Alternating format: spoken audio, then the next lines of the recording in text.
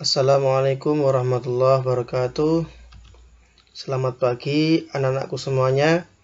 Alhamdulillah berjumpa kembali dengan Pak Fadli dalam keadaan sehat walafiat. Untuk materi yang kita pelajari saat ini adalah melanjutkan dari materi yang kita bahas pertama kemarin, yaitu tentang dakwah Nabi Muhammad SAW dan para sahabatnya. Untuk poin yang sekarang kita bahas, yaitu tentang ketabahan para sahabat Nabi Muhammad SAW. Kaum Quraisy tidak hanya berusaha menyiksa Nabi Muhammad dan keluarganya, tetapi mereka juga berusaha menghentikan ajaran Islam dengan menentang atau menganiaya para sahabat Nabi Muhammad SAW. Tujuannya apa? Agar mereka keluar dari agama Islam. Untuk materi yang kita bahas ini, Pak Fadli akan mengambil 4 contoh sahabat yang gigih dalam mempertahankan akidah Islam. Siapa mereka? Mari kita simak dengan baik.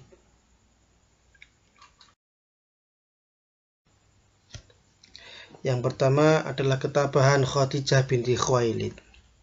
Siapa yang tidak mengenal beliau? Beliau adalah istri dari Nabi Muhammad SAW. Khadijah selalu mendukung dakwah Nabi Muhammad SAW dengan berupa harta benda, jiwa dan raganya.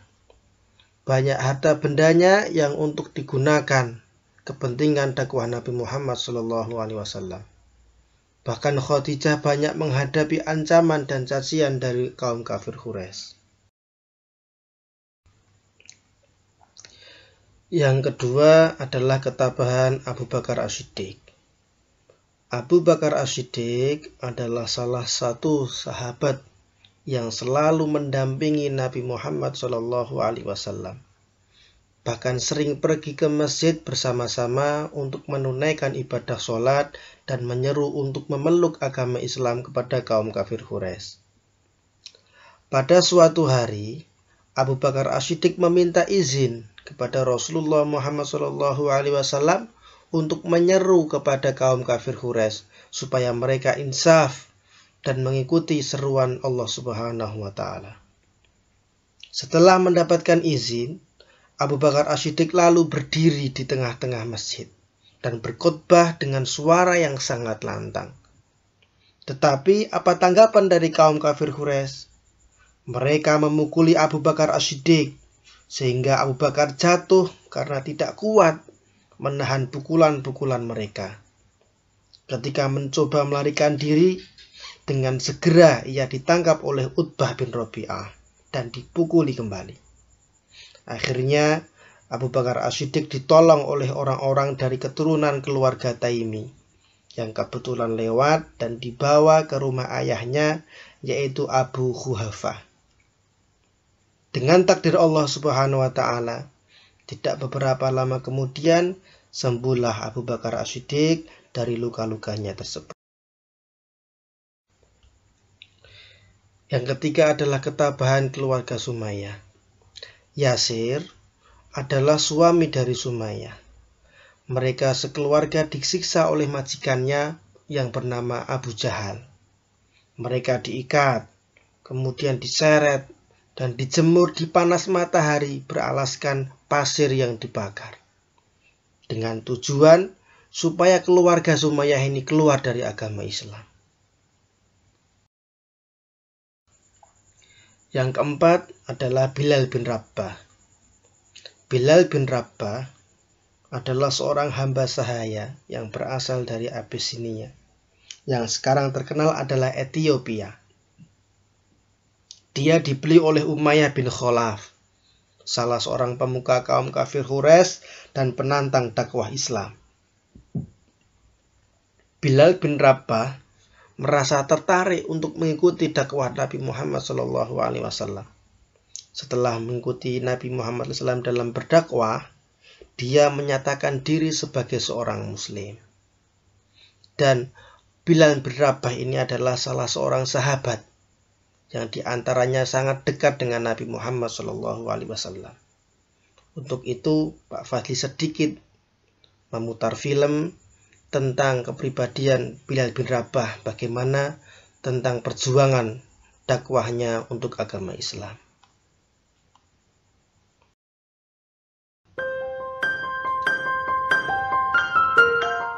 Assalamualaikum semuanya, selamat datang kembali di channel Hidayah Ilahi, channel yang akan membahas berbagai kisah nyata Islami yang menginspirasi dalam cerita bergambar.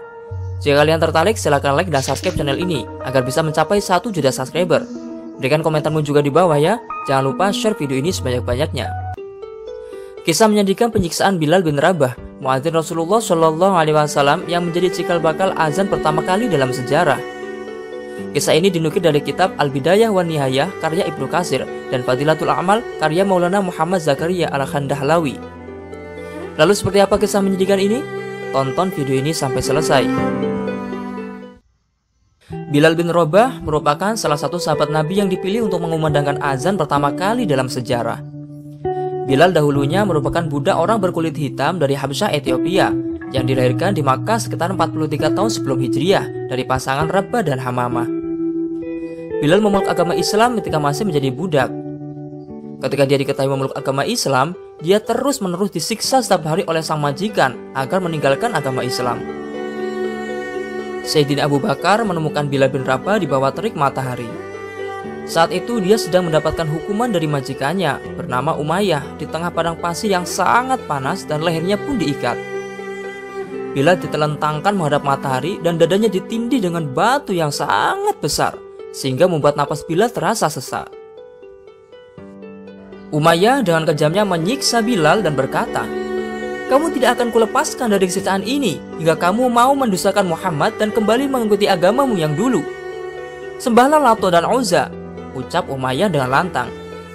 Bilal pun hanya dapat menjawab dengan lirih, "Ahad, Ahad, Ahad." Dia bermaksud mengucapkan Allahu Ahad, Allah Maha Esa. Sang majikan melakukan itu semua karena ingin mengembalikan Bilal kepada ajaran agamanya yang lama. Sayyidina Abu Bakar membebaskan Bilal dengan membelinya dari Umayyah.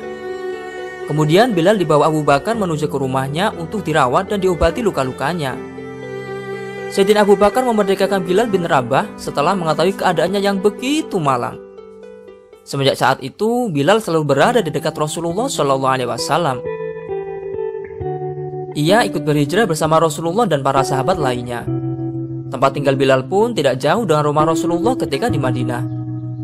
Bilal menjadi ahlu sufah dan tinggal di emperan Masjid Nabawi bersama para sahabat lainnya. Sementara Rasulullah tinggal di sebuah bilik yang masih menyambung dengan Masjid Nabawi. Bilal senantiasa menemani dan menjaga Rasulullah Shallallahu Alaihi Wasallam kemanapun, termasuk dalam setiap peperangan dan sholat. Awalnya untuk mengetahui waktu sholat, umat Islam berkumpul terlebih dahulu untuk menentukan waktu sholat. Pernah juga mau mencari alternatif seperti meniup trompet dan lonceng, tetapi tidak jadi karena dianggap menyerupai cara orang Yahudi dan Nasrani saat memanggil kaumnya.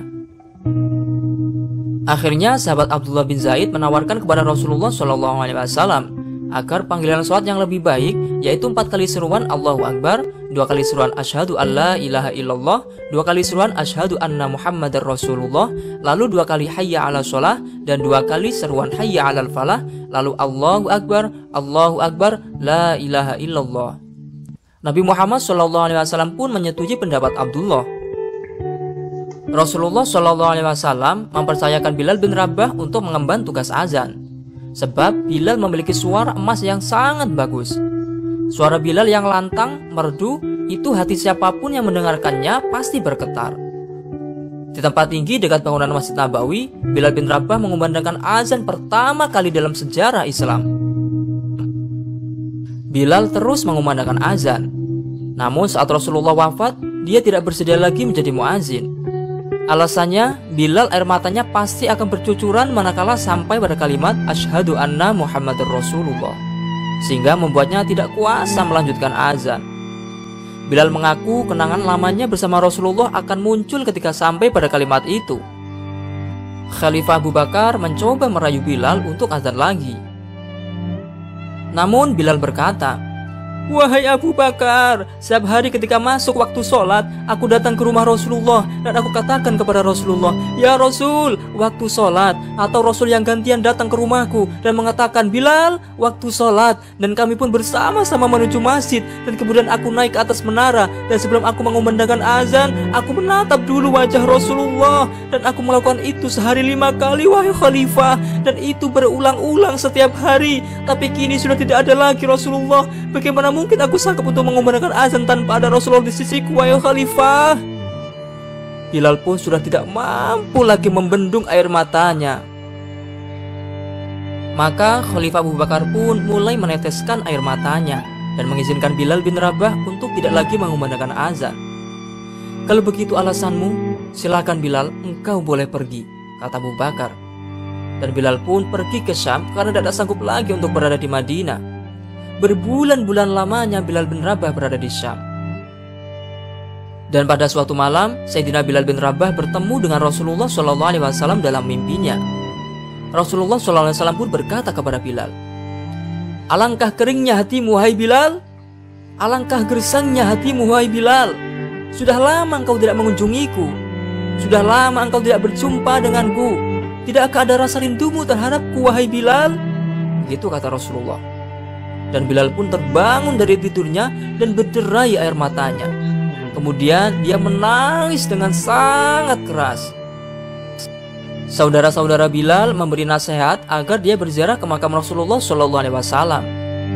Bilal bin Rabah pun mengambil untanya dan memacu untanya untuk bertemu Rasulullah SAW. Dan di sepanjang perjalanan, ia menembus siang dan malam. Ia menembus panas dan dingin. Tak terasa derai air matanya terus bercucuran. Ia merasa begitu rindu kepada Rasulullah SAW. Tak bisa lagi dibendung air matanya. Dan ketika ia sampai di makam Rasulullah SAW, ia bersimpuh dengan suara yang parau dan lirih. Ia pun mengatakan, di saat itu Khalifah Abu Bakar menepuk pundaknya dan membujuknya agar mau melantunkan azan sekali lagi. Akhirnya Bilal pun bersedia. Bilal akhirnya naik mimbar dan melakukan azan. Mulailah orang-orang yang melihat Bilal pun mulai menangis, termasuk Abu Bakar mulai meneteskan air mata mereka, karena biasanya di sisi Bilal selalu ada Rasulullah SAW. Ketika azan berkumandang, seluruh ibu-ibu yang ada di kota Madinah datang berbondong-bondong menuju masjid dan mengatakan, apakah Rasulullah hidup kembali? Apakah Rasulullah datang kembali? Apakah Rasulullah dibangkitkan kembali? Ketika Bilal mengucapkan lafal asyhadu an la ilaha illallah wa asyhadu anna Muhammadur Rasulullah, blak, Bilal pun jatuh pingsan. Bilal tidak kuat untuk mengucapkan nama Muhammad SAW.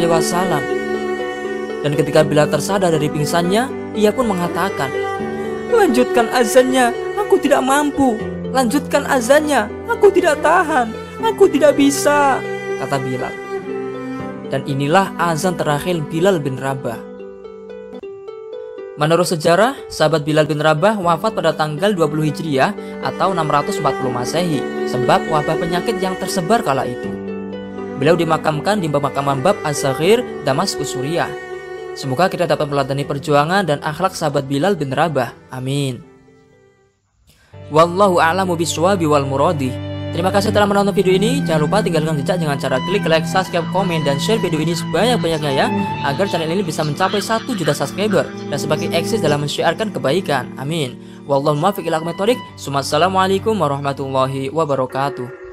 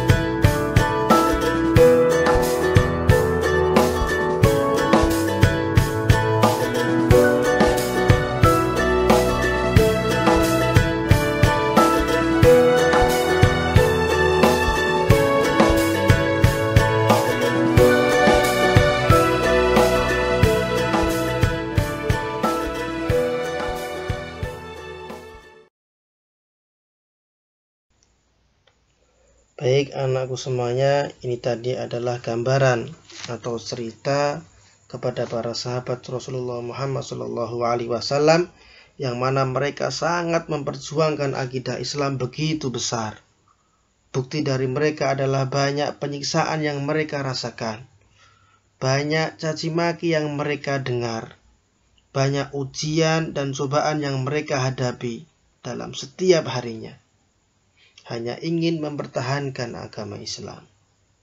Lantas, bagaimana dengan kita? Apa yang sudah kita perjuangkan untuk agama Islam saat ini? Apakah kita sudah melaksanakan kewajiban sholat 5 waktu? Apakah kita sudah berbakti kepada orang tua dan guru? Apakah kita sudah berbuat baik kepada sesama teman? Padahal keadaan kita sekarang dengan keadaan para sahabat sangat jauh berbeda. Mereka berdakwah harus menjalani ujian, harus menjalani siksaan, bahkan nyawa yang menjadi taruhan mereka. Sedangkan kita saat ini, kita diberi kebebasan dalam berdakwah. Tidak ada yang melarang, tidak ada yang menyakiti. Anak-anakku semuanya, kalianlah penerus bangsa dan agama. Untuk itu buktikanlah bahwa kalian dapat mencontoh atau meneruskan perjuangannya Rasulullah Muhammad SAW dan para sahabatnya.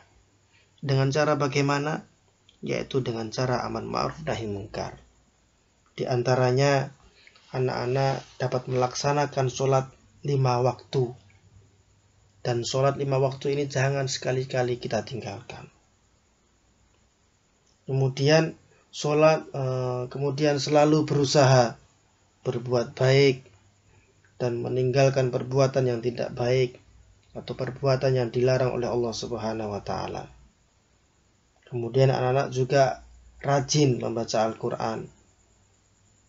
Juga menghormati orang tua dan guru. Anak-anak harus rajin dan tekun dalam belajar atau menuntut ilmu baik di rumah ataupun di sekolahan. Dengan seperti itulah bukti bahwa kalian adalah anak-anak pejuang akidah Islam. Untuk itu, tugas kalian adalah silahkan anak-anak menulis mulai sekarang apa saja yang akan anak lakukan dalam memperjuangkan agama Islam saat ini. Semoga dengan tulisan anak-anak itulah akan membekas dalam hati anak-anak dan menjadi doa, sehingga anak-anak dalam kesehariannya betul-betul melaksanakan apa yang anak-anak tulis saat ini. Mungkin untuk materi saat ini cukup. Semoga bermanfaat untuk kita semuanya. Apabila dalam penyampaiannya kurang jelas, Pak Fadli mohon maaf. Terima kasih atas perhatiannya. Assalamualaikum warahmatullahi wabarakatuh.